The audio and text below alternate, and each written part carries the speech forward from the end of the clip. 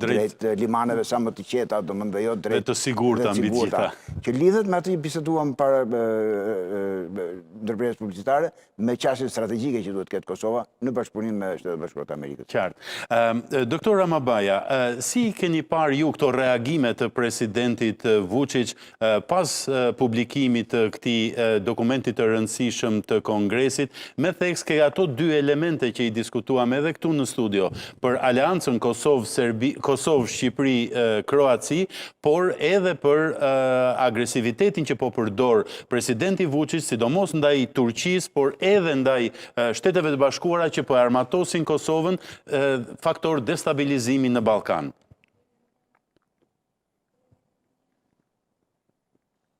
Ka të qartë se Kosova ka kaluar, si të thush, Rubikonin e të qenonit objekt sigurie dhe gradualisht po shndrohet në subjekt të sigurisë.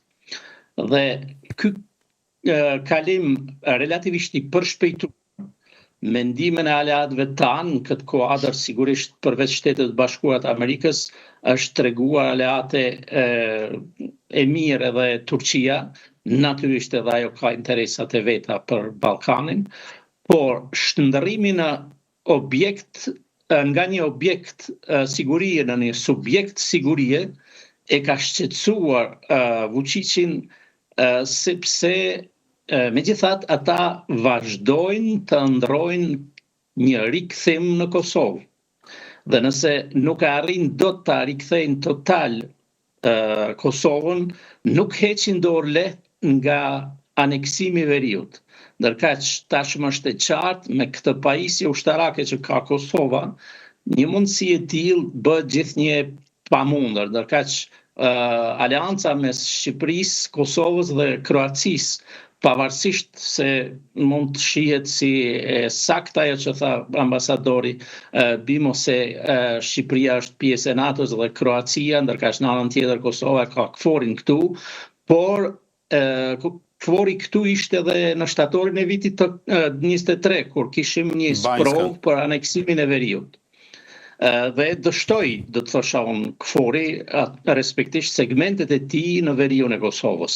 U dasht një impenjim i fuqishëm i njësive speciale të policisë Kosovës që të sigurohet integriteti territorial dhe më pas edhe shtëria e sovranitetit atje. Por pajtohem plotësisht se zgjedhjet e 28 dhjetorit, që në një mënyrë ose në tjetër janë thellim i revolucionit demokratik të heshtur të 14 shkurtit të vitit 2021, respektisht një plebishit i llojit të vet për politikat, sidomos në fushën e sigurisë që ka bërë qeveria Kurti 3, kjo nuk do të thotë se nuk ka nevojë për një rishikim të matur të politikave të sigurisë në koordinim me partnerët tanë real, dhe në këtë drejtim kam përshtypjen se është duke ecur mirë. Çfarë keni parasysh, doktor Ramabaja, është duke ecur mirë? Unë vura re faktin që kryeministri Kurti, pra qeveria e Kosovës, pranoi ardhjen e emigrantëve të përkohshëm nga që Shtetet e Bashkuara të Amerikës duan t'i sjellin, dhe kjo është një lëvizje goxha e zgjuar në linjë. Kisha parasysh përveç kësaj edhe thellimin e bashkëpunimit jo vetëm në fushën e sigurisë, por edhe duke trajtuar tutje Shtetet e Bashkuara të Amerikës si partner strategjik dhe politik.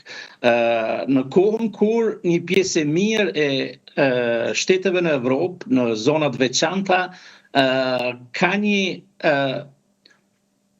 nëse shprehemi më but, një qasje më jo plotësisht pro-amerikane. Jugu i Evropës, Evropa juglindore përgjithsisht dhe hapësira shqiptare, mund të krahasohen këtë kuadër me Poloninë për shembull, me shtetet baltike, që ka nevojë për koordinim të fuqishëm në fushën e sigurisë dhe të politikës. Çështja është se sa këto segmente të koordinimit do të kenë fuqinë e brendshme në relacionin Prishtinë-Tiranë. Dhe në këtë plan lë shumë shka për dëshiruar për fatkeq. Kjo është shumë e vërtet, por edhe një opinion tjetër, doktor Ramabaja, përsa i përket faktit që në aktin Amerikan të Kongresit të Mbrojtjes, përfshihet edhe iniciativa për të afruar Kosovën në NATO. Po, dhe ndoshta do t'ishte hapi më i rëndësishëm për ta përmbyllur procesin e funksionalizimit të Republikës Kosovës dhe sigurisë në Evropën Juglindore.